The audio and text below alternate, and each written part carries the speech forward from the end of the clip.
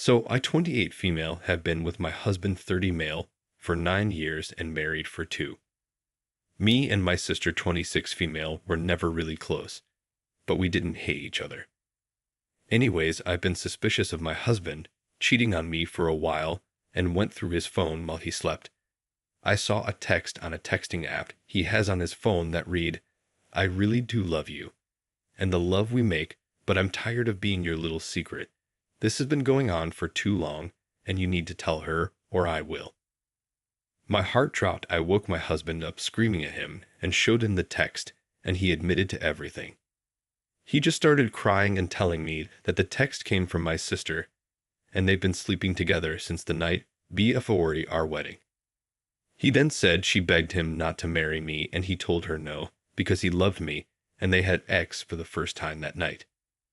And the second time was on her 25th birthday 3 months later. She threw a party, and we both attended. He went to use the bathroom, and she followed him and seduced him, and he couldn't stop himself, and then came back to the party like nothing happened.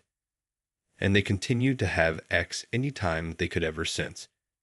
He told me the story through sobs, and I couldn't stop crying and screaming, how could he do this to me and with my sister?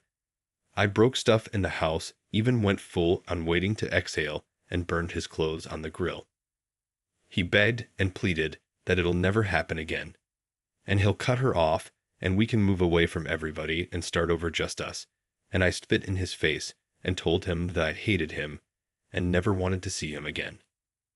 I went to my parents' house that night and told them everything. They didn't believe me at first, but he called me, and I put him on speakerphone while he confessed more, begged and pleaded, and my parents believed everything. The next day, my sister came to my parents' house. She saw me crying on the couch and asked me what was wrong, and I just snapped. I didn't say a word and just beat her ass. She had a black eye, and I knocked a tooth out. My dad broke us up, and my mom slapped her so hard across the face she started crying. Before I could tell her, I knew everything. My mom already spilled the beans and called her a whore and pushed her outside. She begged my mom to forgive her, and not me, and I'm the one she betrayed. Word spread around about what happened fast. He wouldn't stop trying to win me back. He kept showing up to my job, followed me to the bank, popped up randomly in grocery stores, and even made a post on Facebook admitting to what he did and expressed his love and guilt. And he accepted all the backlash he got. But I didn't care. I told him to go f himself. I guess he hasn't been seeing my sister since everything went down, because a friend of mine sent me a screenshot of a post she made saying something like, "I can't believe this. For 2 years he held, kissed me, made love to me, and made me feel like I was his world, and just ghosted me like the last 2 years didn't happen. Why is this happening to me? Why can't you just answer the phone? Why don't you love me anymore?"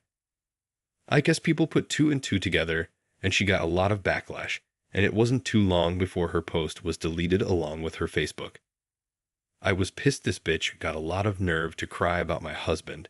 I drove to her apartment and tried to get her to open the door, but she called the police on me, so I left. She had to quit her job because her coworkers found out and shunned her. She had no more friends because they didn't trust her, and my parents refused to speak to or acknowledge her. Last Monday, on the 16th, I got a call saying my sister was dead, and it was suicide. I didn't know how to feel. I didn't want her to die, but I could care less about her well-being at the same time. We just got her suicide note, and she explained how she felt so guilty for falling in love with my husband and betraying me, but she couldn't help her feelings for him. She said she can't continue to live this way knowing everyone hates her and especially me, and she knows she shouldn't feel this way because I was the one that was betrayed. I don't believe it. I think the real reason she did it is because he doesn't want to see her anymore. I know my sister, and when she falls hard. Picture Cassie from Euphoria. Besides, since everything came to light, she would text him begging for him to talk to her, and sending voicemails about how she needs him, and to talk to her or she'll kill herself. My husband sent me a screenshot every time she texted, even let me listen to the voicemail. I don't plan on going to her funeral. And I don't plan on letting my parents hear that voice message because they're already parents a huge wreck. They won't bother me about not going, and they understand why. They will be paying for all the funeral arrangements. As far as my husband, I still love him so deeply, but I hate him at the same time. Part of me wants to try to work it out just to spite that dead bitch, and the other part has morals. I can't picture my life without him, but every time I see him I picture him with her, and I refuse to live the rest of my life torturing myself like that. Just needed to get this off my chest since she just died, so I can't really talk to anybody in the real world like this. Update. I'm going to answer some questions because people are being really nasty towards me or simply not comprehending what I wrote and how I wrote it. 1. Why aren't you angry with your husband? Why did he get off so easily? I am angry with him. I burned his clothes. I even spit in his face, and that is the most disrespectful thing you can do to a person. Was it wrong? Yes, but I did it. Plus, I'm 5'7", 140 elves to his 6'3", 230 elves.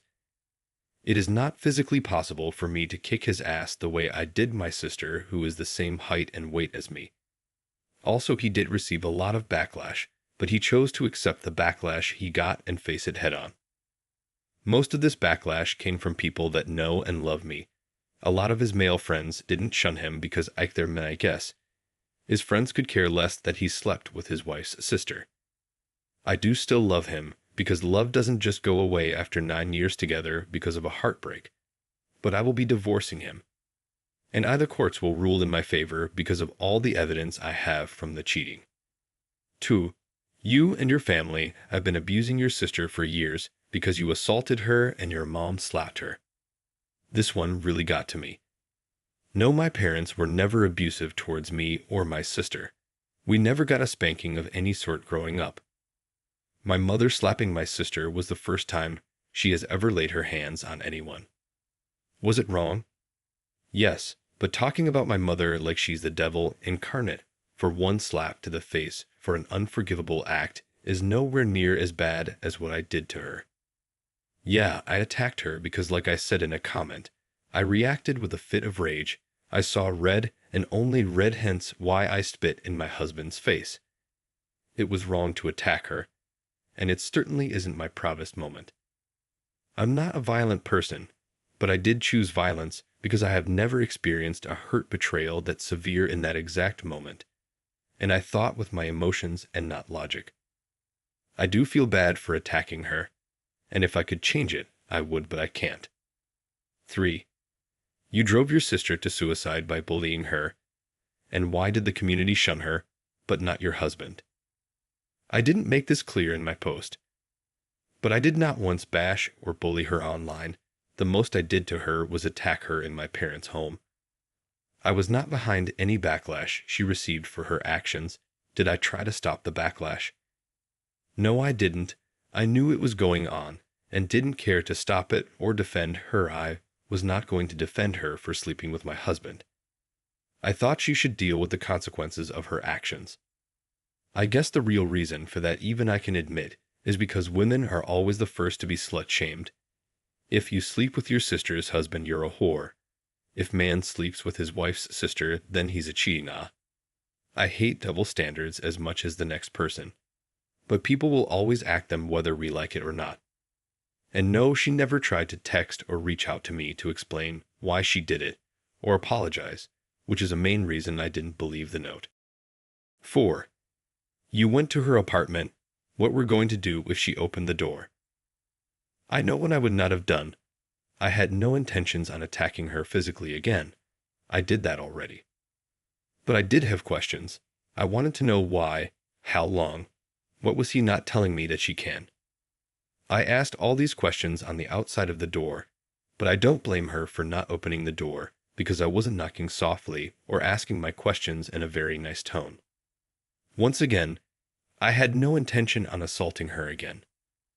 And the reason I used a throwaway with a random-ass avatar is because the same people that shunned her are the same people that believes she was truly sorry because killing herself proves it, so I can't vent to everyone in the real world.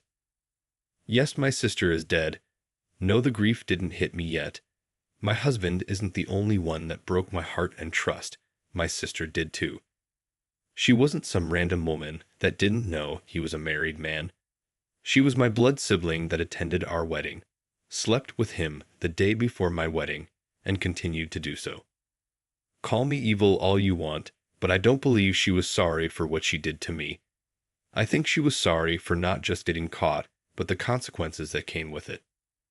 Because if I never went through his phone, I never would have saw that text, and never would have known. This could have went on with them for another 2+ years without me knowing a thing. She would still be alive, yes, but screwing my husband while waiting to have him all to herself.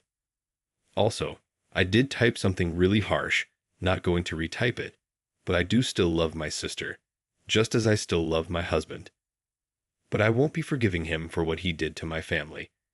And I'm not sure how anybody honestly got from my lack of grief that I was celebrating my sister's death. No, I am not glad she died, but I am not sad. That grief will hit sooner or later, but it will. And I made the decision to attend her funeral tomorrow. I'm not going with intentions to ruin everything or have a full-blown tantrum. People read a few sentences and think they know what type of person I am. Story 2. My husband admitted to me that he has been cheating on me with his cousin for a majority of our marriage. My husband's cousin recently was killed in a car accident 3 weeks ago. This has made my husband visibly depressed and a lot less like himself lately. Tonight when I got home from work, he had our 2 kids go spend the night at his mother's place and had made us dinner. After dinner, he sat me down and told me that I needed to prepare myself for what he was going to say. He then proceeded to tell me about his affair. To sum some things up, he essentially had been doing sexual things with his cousin. Since she seduced him when she was 13 and he was 16, this sexual activities went on through their adulthood up until he started to date me. After we got married, things didn't happen between him or his cousin until around 4 years into our marriage, when she supposedly convinced him to continue their sexual activities on the side. We've been married for a little over 15 years for context. This has continued up until 3 weeks ago, as you can imagine. He told me to take it as I will, and he'll accept anything I choose to do considering our marriage. His cousin apparently was a lot more than just some sex fling. I've never would have expected my husband to be cheating. He never did anything that would give it red flags like coming in late or leaving hair of another woman around. I'm at a standstill and not sure where to go from here. I haven't been able to say anything to him after he was so blunt about it. I'm still crying some now. I don't know where to go from where. Update. I want to first say that I appreciate all of the support I've received after posting my first post. I have thought a lot on the suggestions that I've been given and decided to go forward on some. I've talked with my mother about the situation, and she's agreed to take in my children until this situation is dealt with. I've also approached my husband about divorce and put my demands about wanting full custody of our children, as well as the house and other things. He hasn't put up a fight regarding any of those and has agreed to it. It's been really hard to swallow all of this, and I'm looking for a lawyer now to help with the divorce. My mother has also suggested to keep the real reasoning of our divorce away from our children as long as possible, especially my eldest daughter, 14. This will be my second and last post of this matter. I'd again want to express that I really appreciate all of the helpful comments and suggestions. Thank you all for the support.